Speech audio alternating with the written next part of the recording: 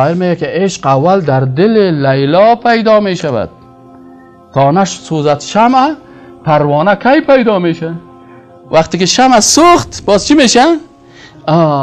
این الخبیثات للخبیثین، این بچه هایی که خبیث هستن که موبایل عاشقی روان میکنن، هیچ وقتی بچه ها علاقمند از این نباشه که برای از یک دختر پاک نصیب شد، چون قرآن گفته که برای تو بچه که نامزادت از طریق موبایل تعیین میکنی تو خبیث شدی، حتما برای تو یک خبیثه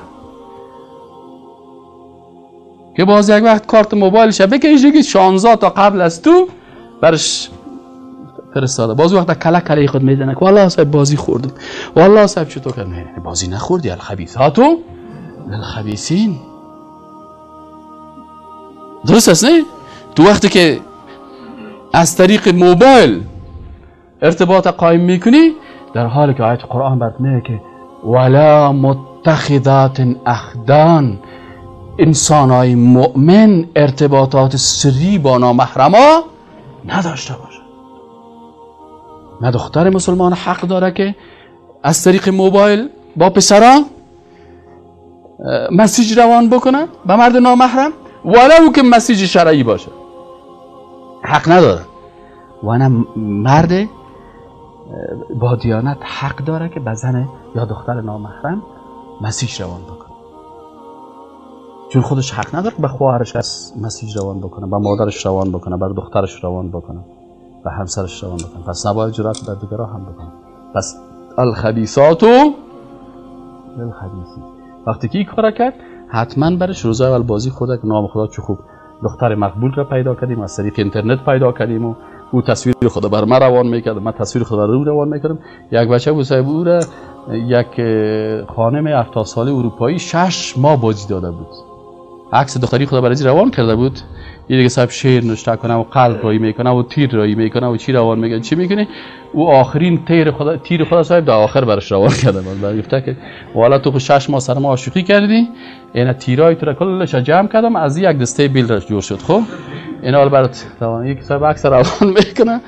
یک روز یک شاگرد برای پانتون گفت که استاد من یک سوال دارم. گفتم ما بگو، من عادت دارم از سوالش کس خفه نمیشم. گفتم سوال خوب گفتی جواب خوب برات میدم، منتها فکر باشه سوال خراب بود جواب خراب برات میدم. گفت استاد اگر امی تیر قلب یک دختر در قلب ما جای گرفته باشه و باز ما عاشق شده باشم، از نگاه شرعی چی میگن و نظر شما چی است؟ من گفتم باز اگر بیادرش دسته بیل خدا گرفته آمد در جانت، بازو و قلبت برات تو کنه که بازگه زندگی رو برات سیاه کنه.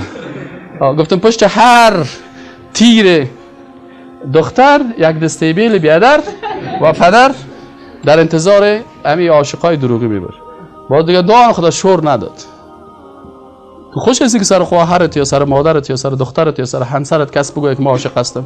کسی که سر خواهر خود راضی نیست، سر خواهر کسی دیگه چطور میکنه؟ تو مسلمان هستی، انما المؤمنون اخوه، این دختر خواهر تو است، این خواهر تو است، ناموس تو هست، تو چطور جرأت میکنی؟ آدم مسلمان با تقوا این کارا نمیکنه، آدمای بیدین و خبیث میکنن و الله سبحانه و تعالی زندگی میشرمانش. تو یک چیز نصیبش میکنه، تو یک چیز نصیبش میکنه که یک ماه بعد از عروسی صاحب بیایی که یک روز یک نفر آمد پیش من که صاحب عاشق هستم، چطور هستم میگیرم چطور، بالاخره صاحب یک ماه از عروسیش چیز نشد، آمد صاحب این دختر که زمین جارو که کلی عزیز زده، جاروی آشپزخانه آمد که ترینامش از نخود و برنج و نگپا پرست. آمد که صاحب سر زل کو زن همین قسم میکنه، چطور میکنه؟ وقتی ما زنایی که از طریق خباثت باشه یعنی این قسم است. پس اسما و صفات الله این نیروهای شهوانی رو در وجود انسان چی میسازه؟ خفق میسازه. انسان مسلمان باز جرأت نمیکنه که این کارو بکنه.